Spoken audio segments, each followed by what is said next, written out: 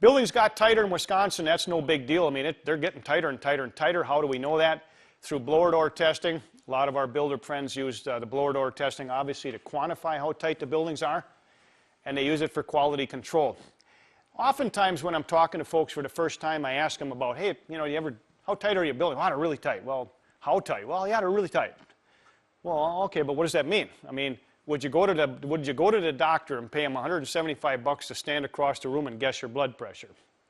No, you can do that at the carnival for $2. If I want to know what my blood pressure is, I want them to put that thing on there and do that. So if you want to know how tight your buildings are, you can't look at them. There's just physically no way to look at them. You got to throw the coals to it, and that's our blower door equipment. It's non-threatening.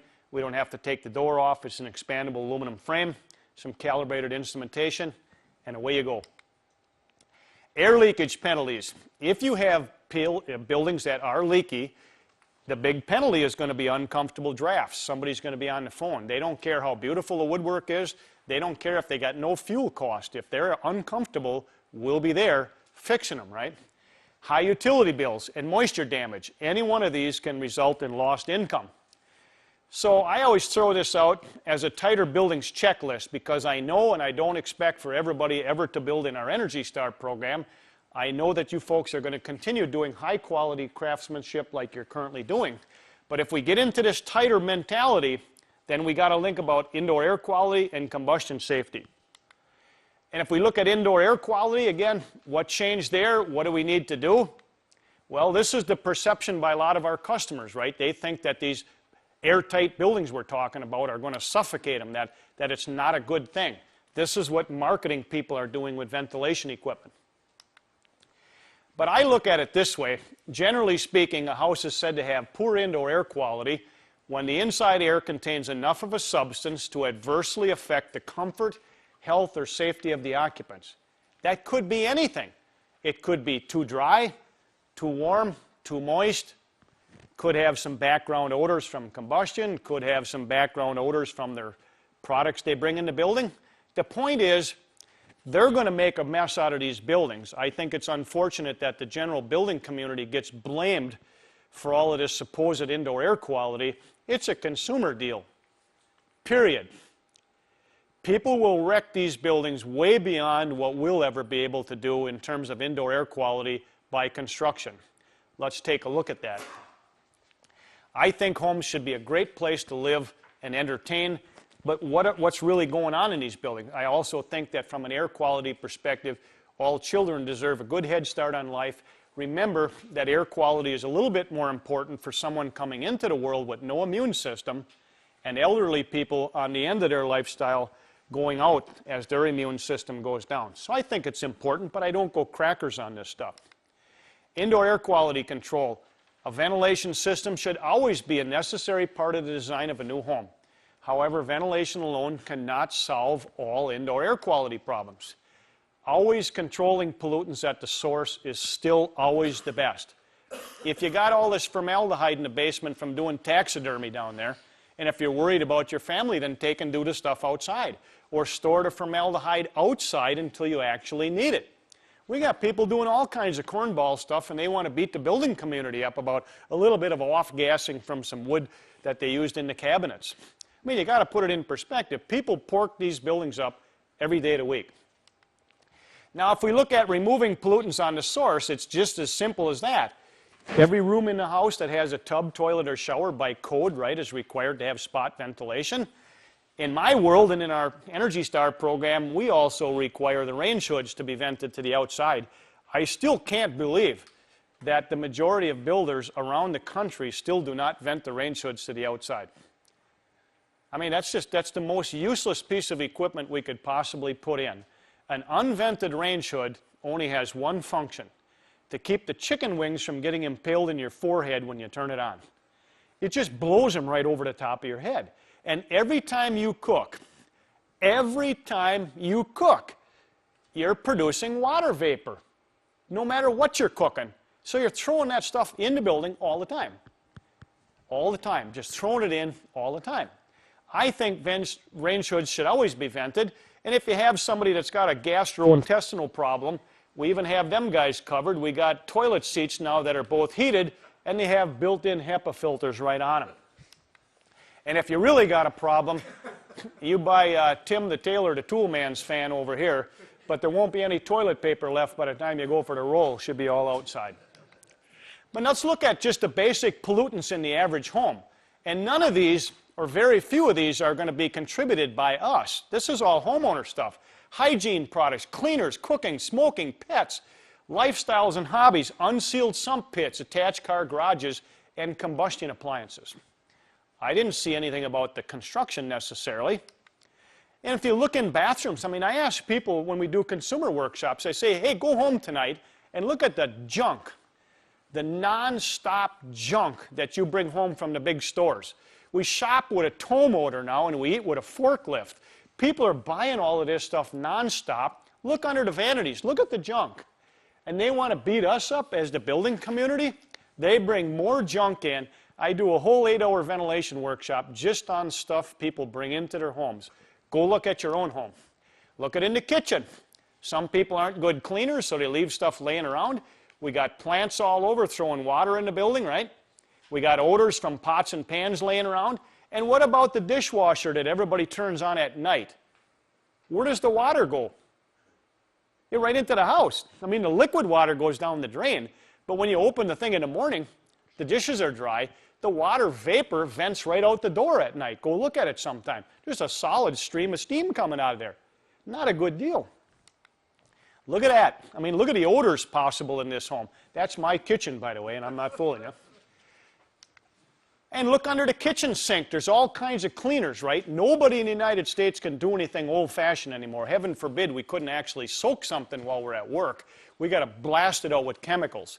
Everything has got to be instantaneous. Chemical this, chemical that, chemical that. That's the stuff that's making a mess out of these new homes. Look at under the kitchen. There's cleaners everywhere. Look at the laundry room.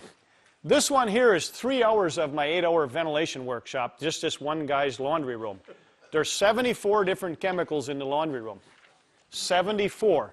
And that's a brand new home. And they're going to say that we in the building community are making these homes all unsafe from all of our construction products. That is never going to be an accurate statement. Never.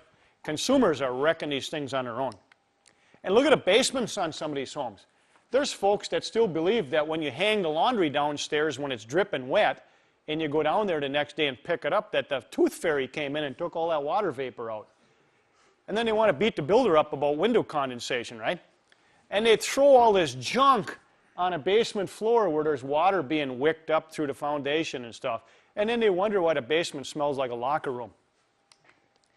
We got people doing hobbies. I went to this guy's house because they did have an indoor air quality problem. Chemicals, I mean, holy cow. But the guy's doing a trophy and engraving shop downstairs. So we had to do a little spot ventilation like we should be offering to our homeowners when we draw these new homes with the home office, right? All the chemicals coming off of toners, the plastic on computers, all cooking all day. We should be doing some nice spot ventilation in those rooms. Take a book when you get home tonight, hold it up to the window where the sunlight's coming in, and just flick the pages of that paper. Watch all the wood flying in the air. That's why a lot of people with home offices now have more respiratory problems. They're shuffling paper. Paper is wood, right? Hold it up to the light and just watch the stuff coming out. Pick a Kleenex or your favorite tissue tonight. Shake it up in front of the light. There'll be chunks of stuff flying everywhere. Home offices, entertainments, businesses in homes need spot ventilation. If we look at the moisture sources in today's homes, some are going to be too wet, too dry, but right back to the square one again. Yeah, we got a little bit of construction moisture, but after about 3 years, most of that's gone. But we got bathing, cooking, breathing plants, pets, lifestyles, hobbies, unsealed sump pits, humidifiers, and combustion devices. What consumers don't understand is any type of combustion. Any type of combustion, the biggest byproduct is water vapor. Water vapor, water vapor. So even if they have a wood-burning fireplace that's not closed combustion, and the doors are open, and they're staring there at the snap, crackle, pop, there are gallons of water vapor coming out of that combustion right into the house, no matter how much air is going up the chimney. The stuff is coming right in the house, and then they call it this dry heat stuff. Go flour yourself. The deal is water vapor goes everywhere, and when you got a combustion device The biggest byproduct is water vapor. So a lot of homes that we go to and try and do a moisture audit to figure out what's the trigger on their overload, maybe a backdrafting B-vent water heater, maybe an open combustion device that they like to run a lot. Well, you can't do that and then blame the builder. Now, the total moisture load in a building is going to be a function of the source strength and removal. My take on this whole deal, long before we even dreamt up the Energy Star stuff, I've been talking about this for 20 years. The home should always be built as draft-free as possible, get rid of any combustion safety concerns, and then make sure that that homeowner, whoever that may be, has got adequate mechanical ventilation to remove the components if they choose to do so. It's the guy with the black robe and the wood mallet that will beat you mercilessly in arbitration if they got a problem and you didn't give them that capability. All we have to do is provide the capability. Reasonable people will believe that now it's on the homeowner to turn it on. That's the best risk management we have. And then there's that whole deal, you know, people always say, well, you know, how moist should it be? How dry should it be? Pick a number. The charts you see for ideal humidity are always going to show between 40 and 60% for this ideal. But I'm not worried. It could be 90% relative humidity here. The way we get beat up is if it's condensing all over the glass or condensing on attic sheeting or condensing in a wall. There isn't a moisture problem in midair. Moisture only turns out to be a problem when it slams into a cold surface. But people always want to go for this target of 50, and then they want to beat us up because the $80,000 worth of windows are solid iced up. You can't have it both ways. It is never going to happen. Cool surface temperatures along with interior moisture in the air can lead to surface condensation. That's why there is no answer for our homeowners when they say, hey, Bob, you know, what should I be holding for relative humidity? Well, the answer is it depends. What's the air temperature? What's the outside?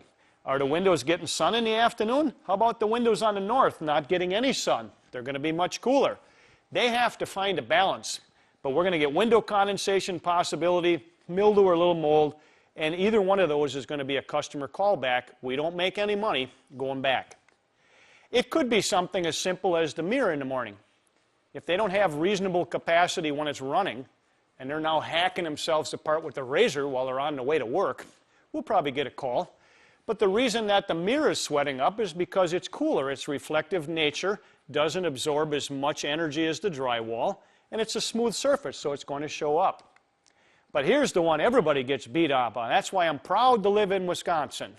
We go from deer hunting season, where everybody puts on their orange garb, gets a license and a big cannon, and then right after that, we go right into window condensation season. We don't need a license. We don't need a colored jacket. All we need is customers that don't understand the real world, and we're right into my world, window condensation. Now, what people don't understand related to this moisture event is that windows, right, this particular window, and it doesn't matter whose brand you got, right? If you take the U factor on a window and divide it into the number 1, that's going to come up to an R value of 3.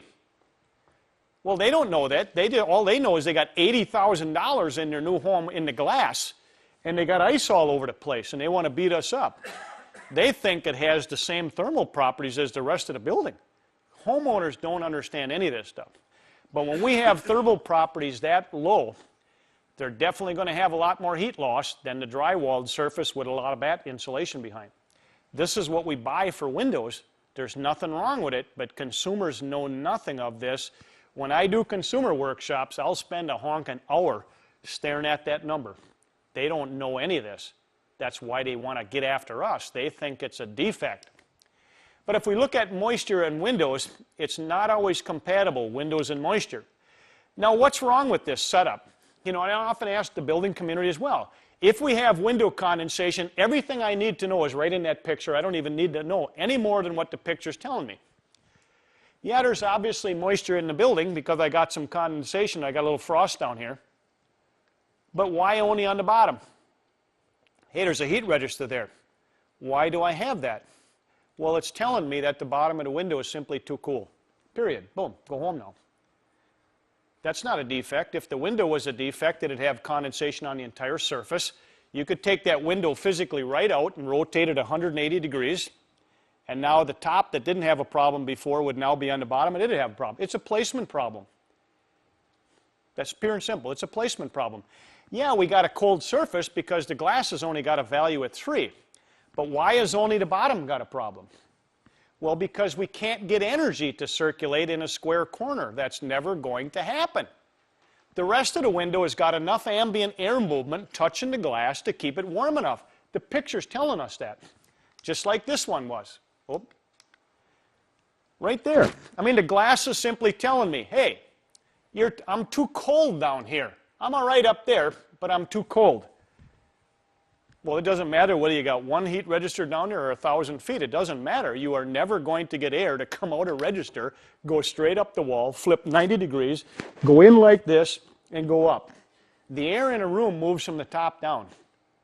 And when it moves from the top down, it also can't go straight down and make a square corner. It comes down and hits the Bermuda Triangle and has to kick out over the bottom of the windowsill. That's why when we went from 2x4 framing to 2x6, we made it worse because we put the glass farther out away from the airstream, even though we got much better windows, right? That's why in Europe they mount the windows to the inside because they know the air has got to get to the glass. It's all about temperature. It's all about temperature. Yeah, there's moisture there, but you could have that house literally drier than a cob. But if the bottom or any surface in the home, maybe that can of pop, is simply too cool, it'll start to condense. So it doesn't matter whether you got registers down there or not, you are never, ever, in this lifetime, ever going to get air to circulate in the corner. That's why if you go to a home where you've got condensation problems, if you got casement windows, double hungs, and a patio door, and they're all the same brand, the casement windows will always have the most condensation. The double hung will have less, and the patio doors usually got none. That's why you can, when the homeowner says, Adam, our windows are junk, you guys must be getting a golf trip. Well, wait a minute, then if that's true, then tell me why that same physical brand of window in the same building, staring at the same moisture content, why doesn't it have the problem on 99% of the window? Why does the double hung have less? And hey, why is the patio door not got any? It's all about temperature. Temperature, temperature, temperature, and moisture. You are never going to get air to circulate in a square corner. Physically impossible. That's why when we build all these homes with the bump out bay window, oh, that's just brutal. That's why you go around in the holiday season and that's where everybody puts the nativity scene. Because they hide a couple of small fans out there and then they can say, Jesus, it's a miracle God made the condensation go away. The deal is they hide the fans and they know if they move some air, air will transfer some energy to the glass, it'll warm up, boom, and away we go. That's the deal. We can't set something out on a shelf and expect it to stay warm. Remember, all the surfaces in a building are being kept to a certain temperature on the air movement touching the surfaces. Now, just to show you how brutal this can be, a couple of years ago I did some experiments. I took some hobo data loggers, took the temperature probe right out of the logger, and stuck it right on the glass. There's a little wire here with a little bead. And I found almost a definite pattern on most windows, regardless of brand. Within the first 1 3/4 inches, I'm picking up anywhere from 10 to 12 degrees Fahrenheit difference. I mean, it's huge. And that's what the window's telling us anyway. When we only got the condensation on the bottom, it's simply telling me, hey, I'm a little too cool down here. I'm all right up here. It's not a moisture problem. It's a temperature problem. But how do you deal with it? See, consumers think that that's a failure or a problem. It's just the way the real world works. That's why when you go out this winter now and you're going to get beat up and you want to play a little verbal gymnastics with your homeowner, always be polite, but then ask them for a can of pop or a glass of water when you first get there. Because by the time you get done explaining it to them, either that glass of water or a can of pop will start to be sweating, and it's exactly the same scenario. If I take heat away from the can by putting it in a refrigerator, or if I put that window so far out that it can't get airflow, its temperature will go down. Real world. And now the little bit of moisture that's touching those surfaces is just enough compared to that temperature that it's going to sweat out. I mean, look at here up in Green Bay land, right? I showed this in Denver last week. They were beating me up about the Packers. But I said, yeah, we got the condensation thing figured out, though. We put this little guy here, then we give him a scraper and we have him chisel it off. See that? Hey, that's Mr. Bill's partner. Anyway, it's a temperature problem. Now here, this one I really like. This is hard to see on the bright lights here, but I'm looking through a double hung window, and I'm looking at the storm window outside. I keep asking why people buy storm windows. Yes, there's no doubt there's a little value on buffering the building against winds, but then be prepared to take a verbal beating big time, because any double hung window that has to move cannot be made airtight. So the water vapor now goes right around the double hung window, and it slams right into the damn piece of storm window we hung out there. Because if the actual window inside did a good job of retarding the heat, then the outside window should be pretty cold, and it is all the time. And the manufacturers drill holes in the bottom so we can get outside air to circulate in there. That's just cornball. That's just like opening your front door to invite guests over for Christmas, right? And you got a big solid glass storm door out there, right? You open the inside window and poof, it all fogs up. It's the same thing as the storm window here. I keep asking people, why do you do that? I can only tap dance so much. I got one builder in Green Bay that uses storm windows all the time, and I'll bet him out at least a dozen times every year. His real estate people go over to get the home ready to show, and they can't even see outside. All the storm windows are solid water. There's not an ounce of condensation on the inside, actual double hung. It's all out on the storm window. All about temperature. There I'm looking right through the double hung here. There's the inside. There ain't a lick of condensation on the glass here. It's all on the storm window. That's the best I've seen so far in windows. I saw this down here at the Milwaukee Home Show a couple of years ago. Stanek had an R5. If you divide that 0.21 into the number 1, the reciprocals, that gives me an R value of roughly 5. But 5 ain't 19. 5 ain't 25. It's 5. And here's another one, right? People don't understand this. When they go to bed at night and want to do something creative, maybe a little gymnastics, they close the blinds for some privacy. Well, now all the bets are off. Now you just took all the airflow away from the window. And some people really buy into the insulated window quilt over there, right? Oh man, it's really going to retard the heat. Oh yeah, it helps me keep a little warmer in the house. The water vapor goes right through that bugger, and now it's solid ice out there. Now here's what you can do if you want to look at this yourself. Now you can buy these digital or these laser thermometers with digital readout for like $75 now. Everybody's got them. Just start going shooting some surfaces on some window frames in one of your homes. Do this tonight or tomorrow. It's really impressive. What I'm showing here is that on this window picture, or in this frame, I'm showing about 57 degrees. But when I get down farther on the same window, now it's down to 38. Well, you can show people, look at this is not a failure. This is just the way energy moves in the building. But they can't expect the glass to be the same temperature. If we ran up and down that frame, shit, you get a slug of temperature gradients, and the bottom is going to be massively cooler.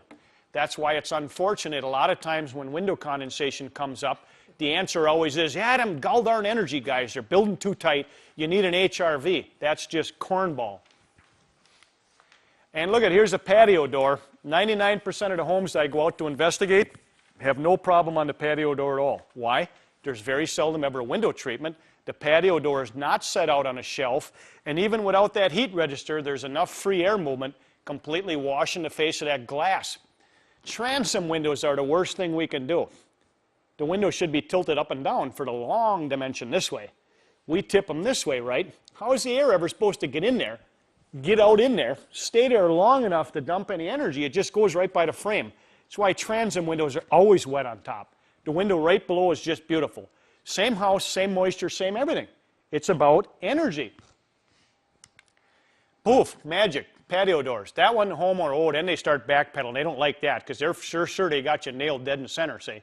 Then you walk them over by their own patio door. They're beating the heck out of the window sales guy and the builder and say, wait a minute, if this is really a window problem, then why doesn't the patio door have? See, they don't understand any of this.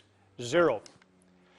And what I remind them is just like this. Everybody that drives a car knows immediately how to defrost windows, right? You can get up in the morning, you could be in a coma, and you could start the car. You'll pull that lever right over with your eyes closed, right over to the picture of the window.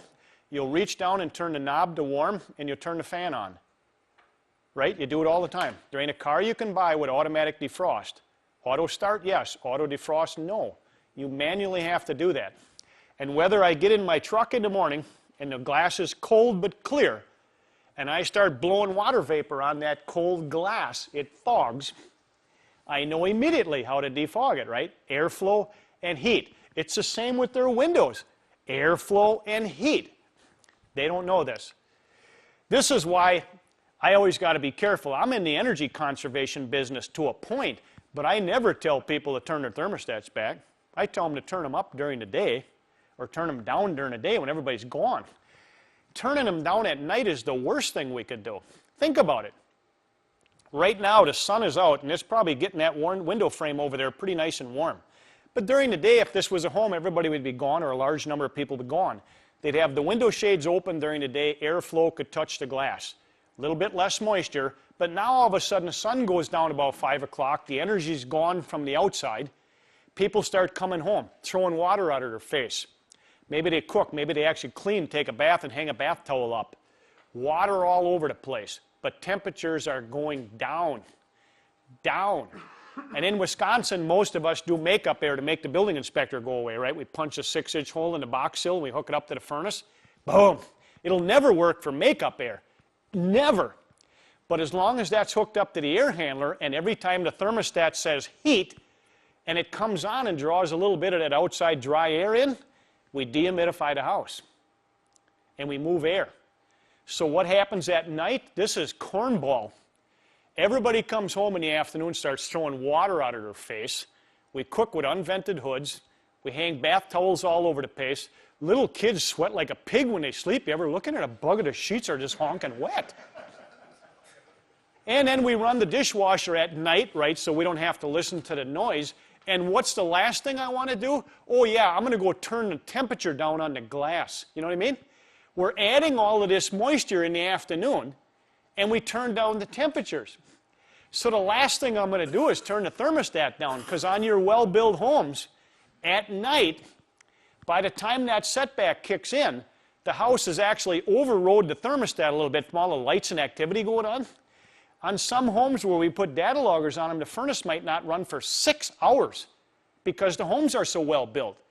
Well, even if the makeup air hole in the building was this big, if there's no fan pulling air in, there's nothing happening, right? So the makeup air on the furnace combined with the thermostat cycling is the best thing we got going for us because it doesn't require homeowner interaction. But if they turn the thermostat down at night, drop the mini blinds for privacy, that's the perfect recipe for condensation in the world. Case closed. It don't matter how much money you spend on the windows, it doesn't matter. You can't turn down surface temperatures and then throw water vapor at it in increasing amounts. You can't do it. That's why, oh, Mr. Happy here, I call him the Scuttle barometric damper, that's the best thing to show up. I don't care because it don't work, but as long as that thing is pulling in a little air every time the furnace is firing, so I tell people, hey, if you're going to do it at nighttime setback, turn the furnace fan to on. Draw some of that outside air. It's really dry. Move it around in the building even when the doors are closed, because otherwise you're throwing all this water vapor in. That's just not fair. You cannot do that. That's just a mess. But we do this because we're taught to do it. I don't get into that setback thermostat stuff at all. Not because of the energy savings, but because of the moisture problems that it creates from people not understanding that it's not just turning down the heat in the room, it's turning down the surface temperature of everything in the building at the wrong time when people are throwing water all over the place. Can't do that. We got to talk to people about this. Doesn't matter whether I take my can of pop root beer and put it in the refrigerator, I'm removing heat.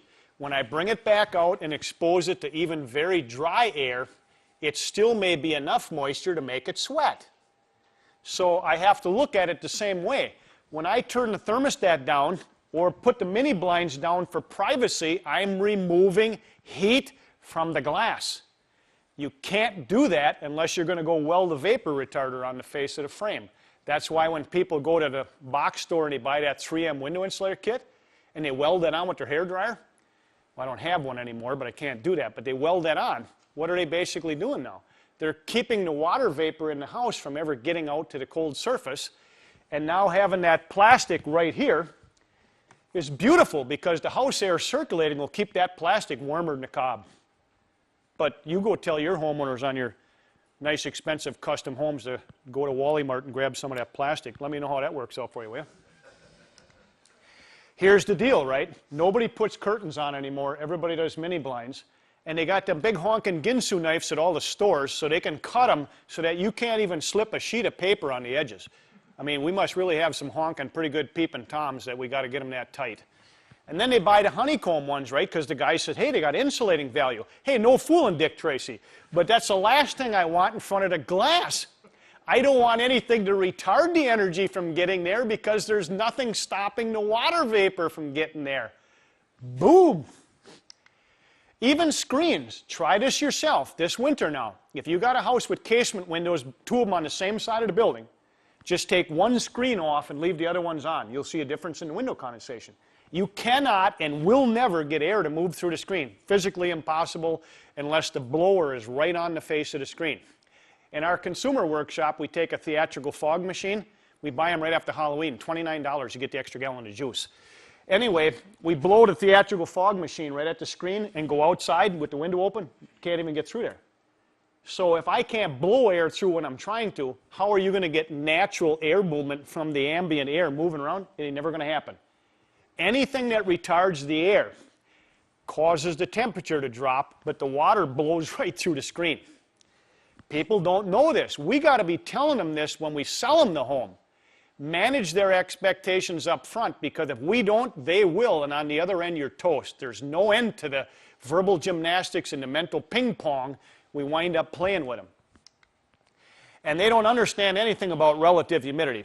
We don't have time to get into that, but I mean, geez, the other day when I was driving up near Rhinelander, it was negative 14 below. There ain't a window in the world, I don't care whose brand you buy, that's going to not have some problems in a well-built home.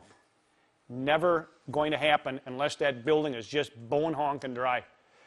What's the solution to that? I'm after the consumers all the time, and I'll offer, if you guys want here at the Metropolitan, I'll come down and do my Yankee Doodle Dandy consumer workshop. I'll tell you, people love this stuff. I get after them about, hey, what's wrong with buying the mini blinds you can lift from the bottom and the top? Ooh, now we got something. Because the regular ones we buy, we normally nail up to the top here, right? Well, yeah, and then they say, well, I'll just leave them up on the bottom. Yeah, but that's like having a pop bottle upside down, and the air is coming from the top. The natural air movement in the room is from the top down. I got to have it open on the top, so when the air comes down, I can capture some of it up here. And then if I hold the shade down to maybe a couple inches on the bottom, I can pin that air against the glass for a longer period of time. Because it's going to want to come out. It's got to get out past the bottom of the sill, and it doesn't go all the way down. It starts way up here, see? This works spectacular. And you just got to go measure the neighbors and see how tall they are to see how far to drop the top down. But I'll tell you, they don't know this. Who's supposed to tell them? If you don't tell them, you'll be out there trying to defend yourself later on. And this is not the welcome home kit we should be giving to homeowners when they buy a new home. It shouldn't include that 3M window insulator kit and a scraper. But I'll tell you, some of the homes I go out on, the background moisture is beautiful. But people are doing all this weird nighttime setback, 60 degrees, throwing water nonstop, nothing running. They can't do this. Ventilation and indoor air quality. Every room should have good spot ventilation. Make sure the ducting is good. And also, think about this one. When I do my 8-hour ventilation workshop, I often ask the guys, hey, where do you mount the bath fan? Well, they look at me like I just fell off the truck. Well, they say, well, in the bathroom. Oh, no. Where you mount that is more important than the brand, the size, the quality, the whole 9 yards. It's all about capture, right? So I keep asking people, if we're in that shower like we talked about earlier, and you got the curtain or the door closed, where's all the water vapor going? The answer is always the same, straight up. Why do we always want to pull it out of the shower stall when we got it beautifully contained? Why do we do that? Most of the time they put the fan over by the toilet. If the guy's got those kind of problems, sell him 2 fans. They are never going to beat you up from hang time from a good power dive. They will beat you up mercilessly when they got mildew growing on the ceiling of that drywall. That's the real world, according to me. I have never had anybody call anybody up about hang time. Moisture will always get you, because when you're taking a shower, that plume of water vapor that's going straight up has got all the skin flakes and the soap. That's the mold chow. And it gets impacted either into your drywall top or your tile. So now if that doesn't get dry, the mold guys, they don't have any teeth. They just love that soft stuff. They just fly in there and say, wow, nice cold surface, nice cool damp surface. You got all that food there for me, and away they go. Most major manufacturers all have bath fans rated for wet location. You buy a fan rated for wet location, you wire it on a GFI protected circuit, and you stick the thing right in the shower stall. Bang!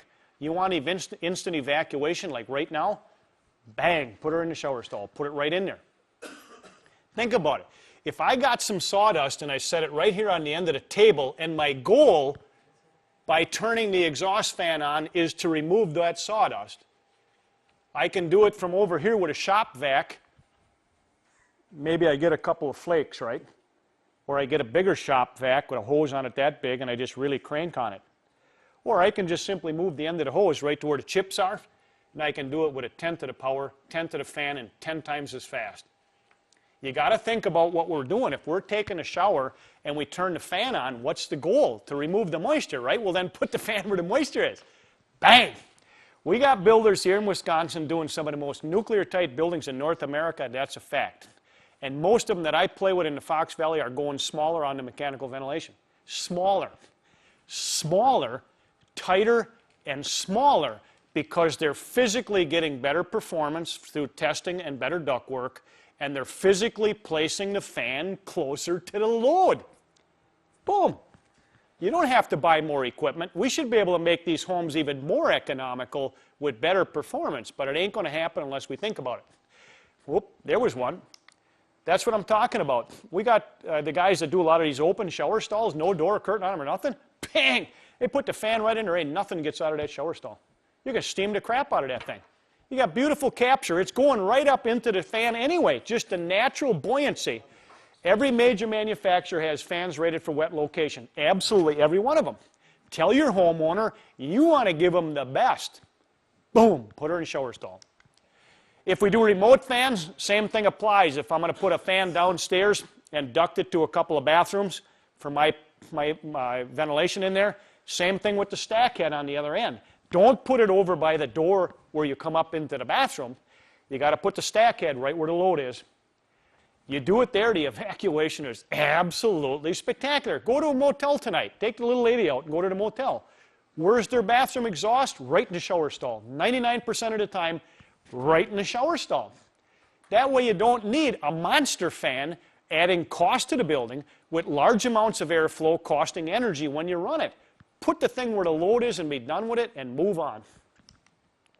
If I'm doing a shower stall with a fiberglass top, as you see here, if I'm going to do a bath fan on the ceiling, it would be right there. Or in this case where I did a remote fan, I put the stack head right above. So when the shower curtain or the door is closed and the water vapor comes out, it bang, right there, boom, gone. Everybody wants to put it over by the toilet. Stop doing that. Rain hoods, again, should always be ducted to the outside. The thing is, you always got to remember with exhaust ventilation, right, whether it's kitchen fans, bath fans, that you got to ask yourself all the time, where's the air come from with exhaust only? And the answer is always going to be the same. Wherever it wants. You cannot tell the air where to come from unless you're doing powered makeup air, and that's a fact. But now we've got some of the nice compact HRVs and ERVs. All the major manufacturers now responded to the new ASHRAE 62.2 ventilation requirements. Not that you got to do them, but it requires even less total airflow. It used to be 15 CFM per person, now it's only 7.5. So now we can buy HRVs and ERVs with all their energy recovery and their pressure neutral design down to 70 CFM. So we're getting some real good cost-effective whole house ventilation. Now we do that as whole house ventilation. We do the spot fans to always provide them full military power, always provide them full military power in a bathroom. All the time, all the time, all the time. There is no one ever going to call you and complaining that it evacuates too fast. They will always call you when it doesn't evacuate fast enough. If they want to do whole house ventilation in addition to the spot, Now there's no excuse for the economics that we used to get stuck with the big 200 CFM units. Everybody's got them as small as 70 CFM. If you don't test, you're still porked. Do you need to run those in the summer? In the summer, the question on the ventilation, do we need to run it in the summer? It would be a real, obviously something we'd have to ask the homeowner. Now, if somebody wanted to leave the home locked up in the summer for, security and air purity, air cleaning and all that kind of stuff, they would run it if they thought that the air was stuffy or stale. What happens, though, is if you got an HRV in the summer, heat recovery only, where it's only capable of recovering the actual temperature in the air, if it's real humid out in the afternoon when you're running that, you can't reject any of the moisture in the outside air. You can only reject some of the high temperature in the outside if you've been air conditioning in the summer. That's why you got to know a little bit about the consumer. I'm pushing the ERVs all over the place, energy recovery ventilators. Always doing spot fans in the bathroom. None of that crap dragging one of these a half a mile and put a stack head in the bathroom. If you want to get beat up, do that. Full military power all the time in the bathroom. And now I can do a small ventilation system, and I'm pushing the energy recovery ventilators, so in the wintertime, if they run it for long periods of time for air quality, we can recover some of the water vapor so we don't have to throw a humidifier in, because you can over-dry a building just as fast as you can have a problem with it. In the summer, if you're running an ERV and you're air conditioning and it's humid outside, the energy recovery ventilator can actually reject some of the water vapor in that incoming air. A heat recovery ventilator cannot do that. That's why you go to any home in the summertime, the HRVs are all shut off. So I'm thinking, okay, why'd you spend the money? We should spend money on equipment that they could run year-round with the best benefit. Boom. You got to test, you got to test, you got to test. It don't matter what you buy. If it don't work, it don't matter. Boom. Combustion safety, again, if we're using natural draft water heaters, we got to be careful, right? Now, if you decide to do some upgrade on air sealing, do better full military power ventilation, boy, you got to be careful, because that may be your intake air now for your exhaust fans. You could punch all the 6-inch holes in the rim you want. It don't matter. It don't matter. It'll never matter. It don't work. If you ever tested one, it's never going to work. It's physically impossible, period. This is just the worst piece of equipment that we have to deal with. Now, I want to make this clear, because oftentimes people misinterpret what I'm saying. I would be a fool to stand here and tell you that anybody here or any of the builders in Wisconsin that are building using a natural draft water heater are doing wrong or doing harm by their customers. That's not what I'm saying. I'm saying if you find a value in removing the potential of spilling combustion byproducts, if that's a goal of yours, then you get rid of the combustion equipment that doesn't work well under negative environments, which is anything with the word natural on it, and away you go. Now that's the green light to throw the coals to the air sealing for all the benefits it provides without having to worry about whether a combustion device is going to safely operate. That's the deal. Now, if you get one really negative, let's just say you buy into the spray foam and you really get one dialed in, they actually hit some holes. Now go turn the clothes dryer on. Where's the air going to come from? Right down the B vent usually. That's why I'm after the foam guys to be careful how they sell that stuff. If they actually start hitting some holes and the builder's still using any natural draft combustion equipment, you got to keep asking yourself, where does the air come from? And the answer will always be the same, the hole with the least resistance. There will not be a damper in the B vent, right? You can't block a combustion device. But your little barometric damper you're going to put in your makeup air hole, it's a restriction. It'll usually come down there first. That's why I can't see it any other way that if I wanted to be able to look my customers right in the melon and say, hey, I did the best for you. We bought this building, bag tight, draft free for all the energy, building protection. We need to build out any potential of combustion spillage, and we can do that with power vent equipment. So I'm either going to at least do a power vent. Doesn't have to be closed combustion. We've got a lot of builders now actually doing the 2-pipe water heaters. They don't want anything communicating with the combustion devices whatsoever. And in the state of Wisconsin, if you don't have any combustion equipment using house air for combustion or draft, you don't have to do any makeup air at all. Zero. We got builders in Appleton do it all the time. I mean, whopping bag-tight buildings, all kinds of exhaust ventilation and big clothes dryers. They got no makeup air hole in the building at all, because the makeup air is only there to protect you against depressurization when you have natural draft combustion equipment involved. That's the trigger. Even when we go out to improve existing homes, the limit on how much we can air seal these older dogs is always going to be what's the worst piece of combustion equipment.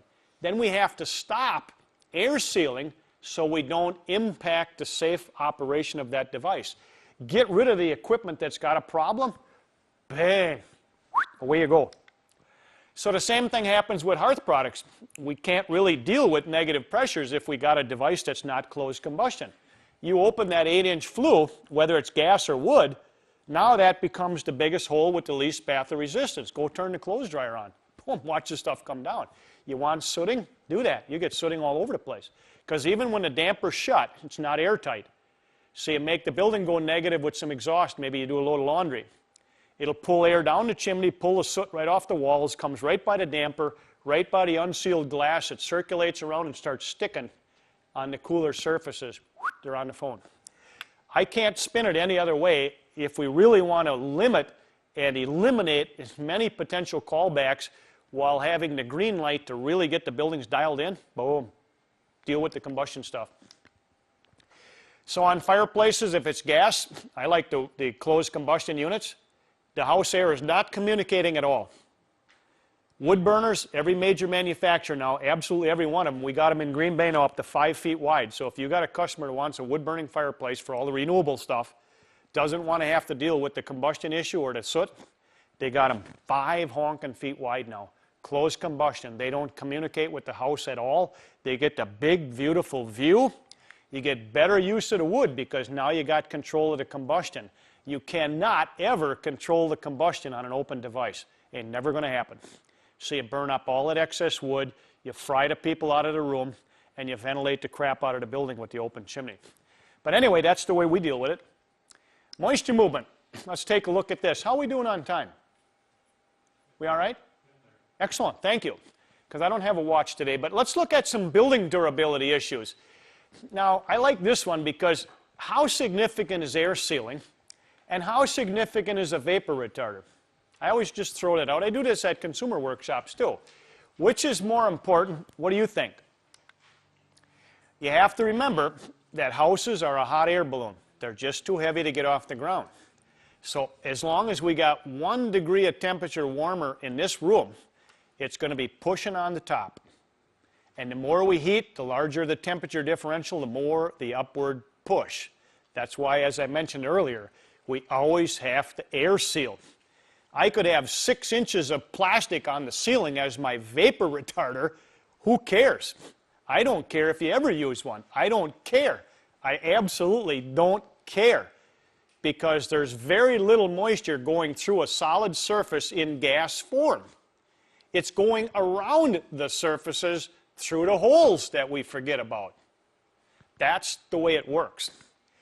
I mean, when you think about it, right, just go up in somebody's attics in the wintertime. Well, how did all the frost get there? It was moisture, right? The insulation in the attic took all the heat away, so the roof boards were at the outside air temperature. We threw a little water vapor on there that got up there not by going through the 6 mil poly. It's never going to go through the poly. It goes around the poly, around the fixtures where there's a hole. And we knew this 20 years ago.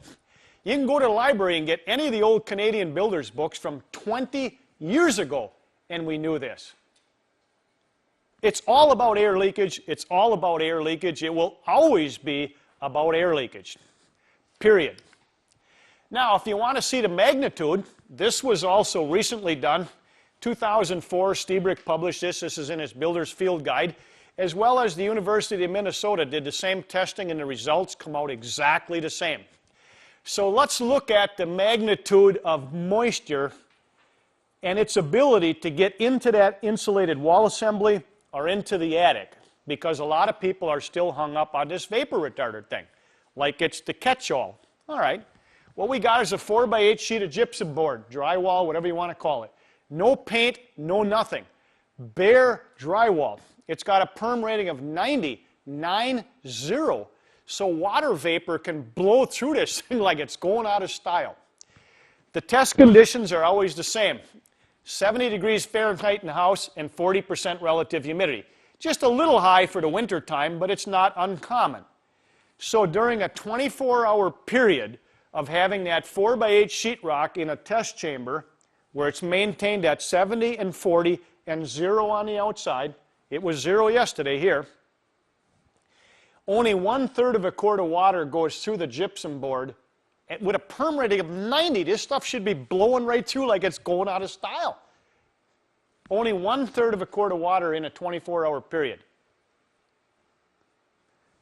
Well, I like the next one. Same test conditions. We're going to take that piece of sheetrock and just add a 1-inch square hole. How much are we doing on time? What time are we? Time now. How much, do we have some left yet? Okay, good. Excellent. Thank you. Thank you, Mike. Let's take this now and take that same piece of drywall and add a 1-inch square hole. Not a 1-foot square hole, 1 inch. I'll go have supper and I'll come back when this is done.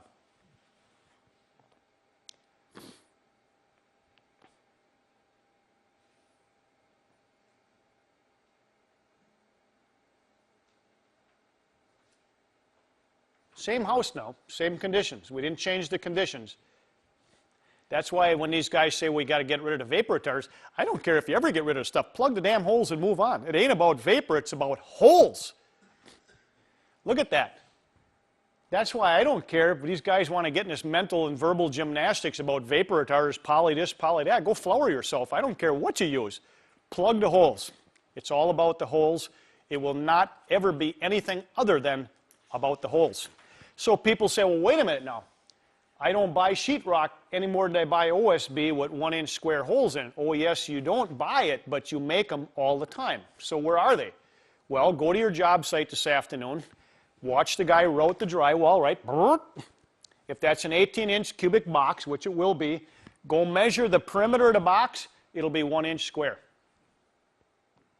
Now, put that in the bathroom on an outside wall and go in there and take your favorite shower again and have the air handler come on. Bang. We got 1-inch square holes all over the place with pressure on them. That's why you could have all the plastic you want, but this is how we do it, right? Even if you had 1/4-inch poly on the wall and then they push the board on, they still wrote the poly, right? They cut the poly right off, so what's the point? That's why I get after the building inspectors all the time. They're getting after you guys about not taping the joints on vapor retarder material behind the drywall. I tell them the same thing, go flower yourself. If it can't get by the outlet, it can't get to the seam there anyway. So seal the outlet and forget all that other nonsense. You got to look at the entry point where the moisture starts out. It's right there. Boom, so seal the holes and move on. You don't have to go crackers on this stuff, just think about what goes on. So, you know, I don't like these boxes, but we got guys that like us how cheap they are.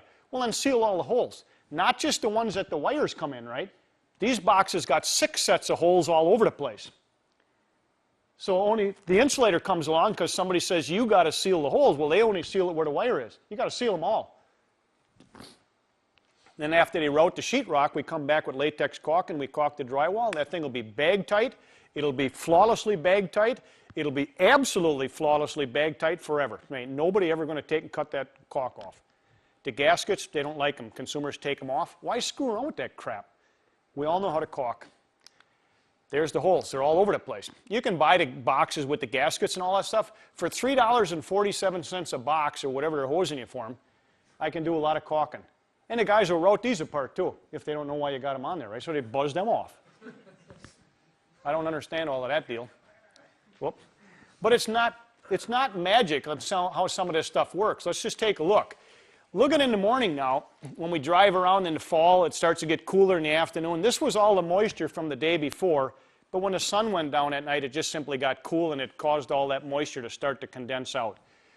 You might come home in a stupor in the middle of the night, fall asleep in the front yard.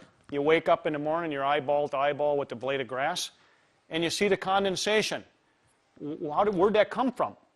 Well, when the sun went down at night in the fall, there was all that leftover moisture in the air. Well, when the sun leaves at night, it stops warming the surfaces, right? So when the sun goes away, the surfaces cool off, but the moisture is exactly the same as where it was before the sun went down. So now you simply got cool surfaces all over the place, sweating. So this is just cool. I love this because I love the county guys. They should be doing our vapor retarders and air barriers for us, right? You can have an air barrier anywhere in the building you want. It can be on the inside or the outside, either way. I always prefer to have two, personally. I want an air barrier on the inside so that house moisture doesn't transport itself into the wall by air leakage. And I like an air barrier on the outside as well in the summer so the warm, moist air doesn't get into my wall assembly from the outside. But technically, you could have an air barrier anywhere within the assembly for overall airflow through the assembly. Remember, it takes two holes, right, to have airflow through the assembly. One in the front, one outside. I like one on both sides. But look at these guys. Why did they put the snow fence right there? I mean, physically, why did they put it right there? And I was on the road over here. Well, the answer is always the same, right? They wanted to keep the snow from getting on the road. So they put an element, a device over there called a snow fence to tell the snow where to stop. Now, if our county guys can figure out how to tell snow where to stop, why do we have such a problem telling this moisture where I want it to stop? I want it to stop right here. So I'm going to make my air barrier here, always on the inside because that's the damaging side of the wall in our heating climate. Look at in the afternoon, that same day that the sun went down and the grass got wet. You can see houses like this in the fall, right? The siding's all wet. We got condensation on the outside. So you can have condensation anywhere, wherever there's a cool enough surface and water vapor. If the water vapor, whatever amount it is, touches a cool enough surface, it's going to condense. So when we look at buildings, the water vapor we're concerned is the stuff inside right now. I know all our surfaces are cold on the outside, so I want to keep this from getting past this surface. So here's a couple classics. We look at a basement wall with a little knee wall, some egress windows, and I get called out all the time because they got frost in the wall assembly over here. Because the builders don't drywall these on a spec home, right? They'll insulate them and the guy hammer staples plastic. We do it all the time. Well, you can't do that. So the poly is an excellent vapor retarder, but there's nothing going through in vapor form anyway, right? But the unsealed edges, when we don't pinch it with sheetrock, the water vapor just goes around the edges, soaks the building all the heck. So look, we got frost building up in the wall. Where's the problem? Go look at any knee wall you got right now where you're not going to put drywall on there and sell that building. It's a guarantee when the homeowner buys that, reaches in the wall assembly to wire it, they'll get a handful of snot. Why? Because if you take a close-up look at a poly, right, look at it. It's an excellent vapor retarder right there. It's excellent on vapor diffusion. But the air part about it, when it's like that, it has to be both the vapor retarder and the air barrier because there's nothing stopping the free movement of the water vapor by air transport. So as long as these ends of the poly here are unsealed, the water vapor just says, well, I don't care how much of a vapor retarder you want, I'm just going to go right around you. That's the type of stuff that gets us in trouble. We do that behind shower stalls, tubs on an outside wall, right? We just insulate and we hammer staple some plastic. You can't do that. At least take a furring strip, go out in the dumpster, grab some OSB, cut them 1.5 inch wide strips. Why? Because the framing lumber is 1.5 inch wide. We do it all the time. We cut strips 1.5 inch wide, and all the way along those unsealed edges that the sheetrock would normally pinch tight, we just power staple those strips on. So we can be economical to sell the home, but now the edge, the building is protected. So if the guy wants to wire and sheetrock it, he pulls them strips off. Bang, works all the time. We do it behind tub and shower enclosures all the time. We don't go cornball telling people they got a sheetrock behind a shower stall. What you got to have is an air barrier more than a vapor retarder. It's the air transport that gets you all the time. Look at it in a box hill, right? We just put fiberglass bats up. There's no air barrier on the front. There's no vapor retarder. The thermal insulation takes and drops the temperature of the timber strand, but the water vapor goes right through. Shame on us for doing that. Spray foam is absolutely case closed way to do that. Now here's a classic if you don't think that this stuff makes a lot of sense. I got a couple building failure cases and then we should be done here, but this is good stuff. This building, there was about 5 companies went up and looked at it because this guy keeps replacing the OSB sheeting on particular sides of the home because it buckles 2 inches. A full 2 inches, the OSB buckles 2 honking inches. Then, of course, it pushes the vinyl siding out. So I got a call, so I don't know, last fall I went up there in the wintertime. It's got some pretty good schwangs in the OSB and the vinyl siding right here. Well, all you got to do is walk around them buildings, and if there's a certain spot that's porked up, you just got to ask yourself, okay, what's different right there when I go in the home than the section of the wall right next to it that doesn't have a problem? That's how you look at these things. So we got inside, took a look.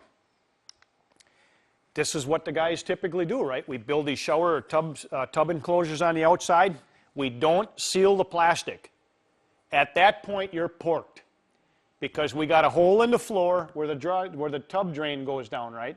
So now we got a chimney into there from the basement air nonstop, 24/7, nonstop, all during the heating season. That water vapor goes around the unsealed edges of the poly. You made the wall sheeting cold by insulating. That's why I always chuckle when I see the spray foam in the wall over here.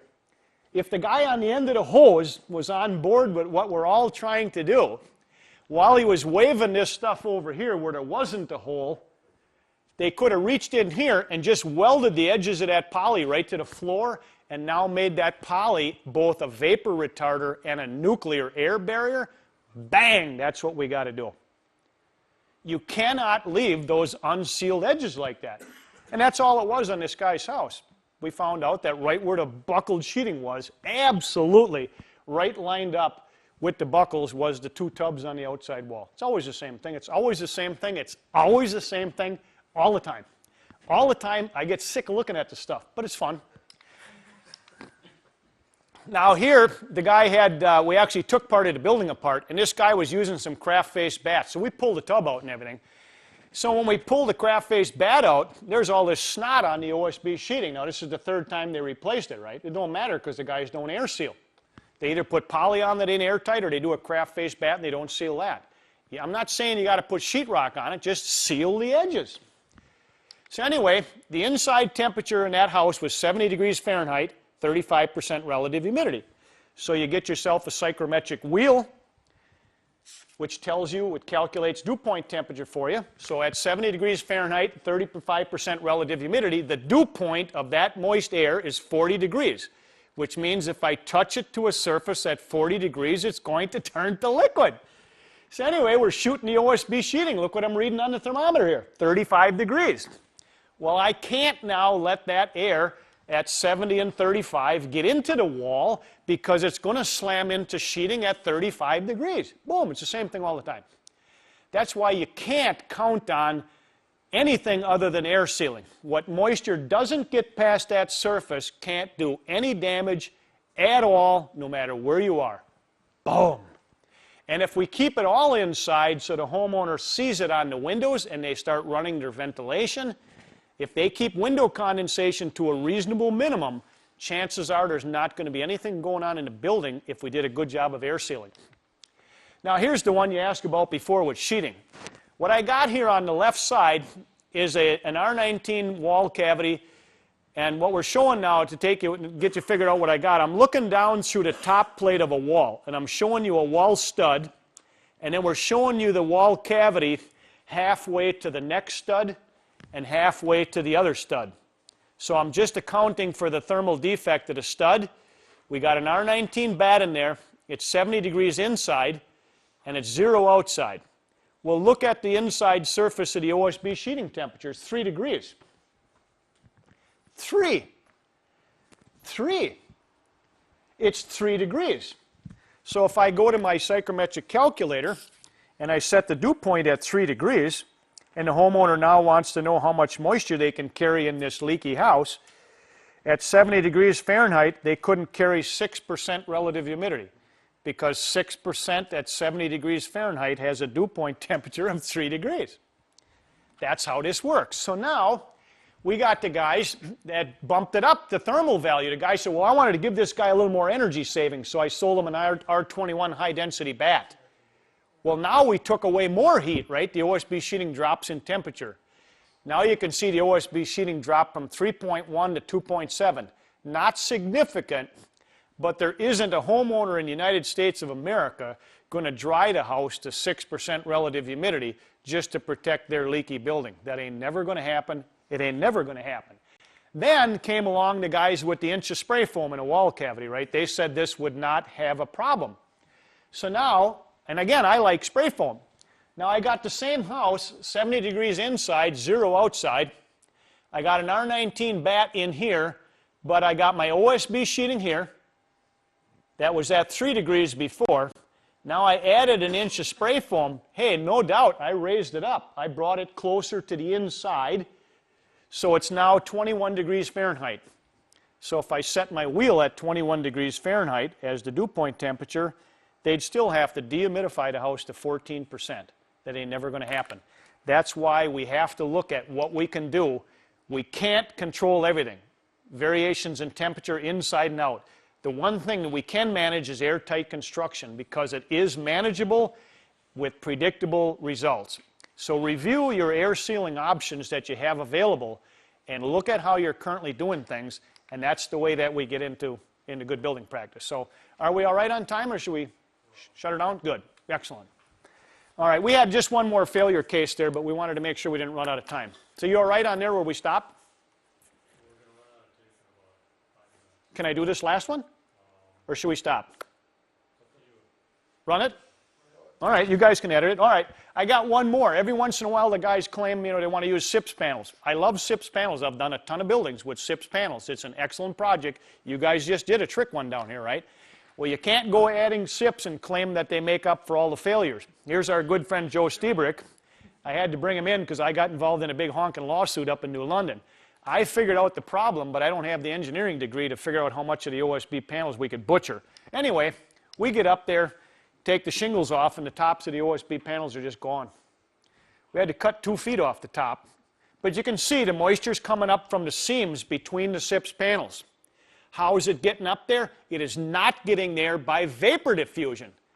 They don't do a good job sealing the splines. And when you're hanging them panels on a crane, and you got to butter the end of all of the ties and the splines, that thing better be oozing with adhesive. You should be full of it. Because when you slide the panels together, it scrapes off half the sealant. If you got one leak in the seam beyond the drywall, you're toast. It's just a matter of time. Now you take the house, put it under pressure, put a room with way too much supply, not enough return, maybe a bathroom, start blowing there. The trouble with the SIPs, they're an excellent product. I've used them multiple times. I got 2 of them going right now.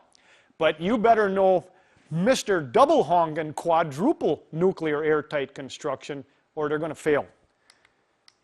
And we had to cut 2 feet off. That's why I had to bring Joe in to figure out how much of the OSB we could cut off without compromising the structural integrity.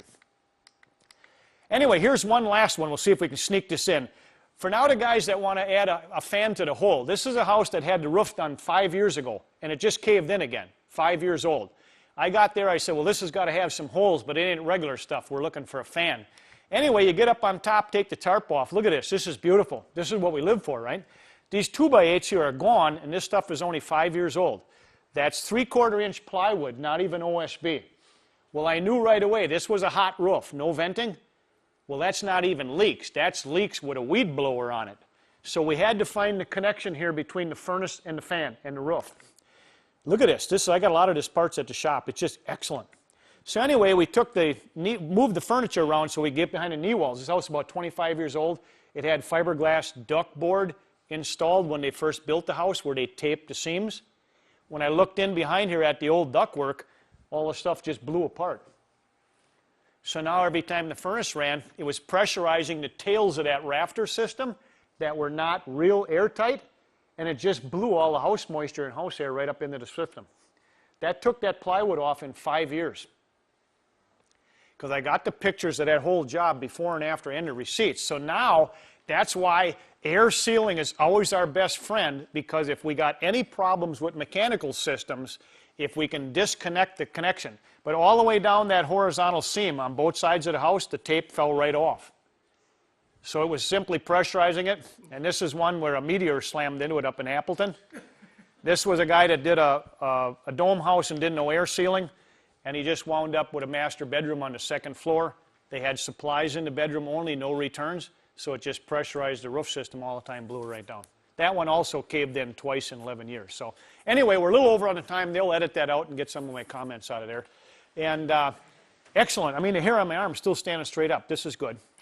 Also, I just want to mention that I haven't been down here lately, and I really appreciate the opportunity to come down and throw a couple things out, see if any of it sticks. But if you got any comments or questions after you're done to get back to your job site, you don't have to be involved in our Energy Star program to give me a call. I love to talk. I'm on the road quite a bit. Please just do me a small favor. If you call me on the cell phone, just every half hour ask me where I'm going, because usually I'll just have the headset on and people will be yakking, and pretty soon I'm in Chicago when I only really wanted to go to Fond du Lac. So if you do that, we can spend a lot of time. It helps me get there. But thank you very much for your time. I certainly appreciate being here today. Thank you.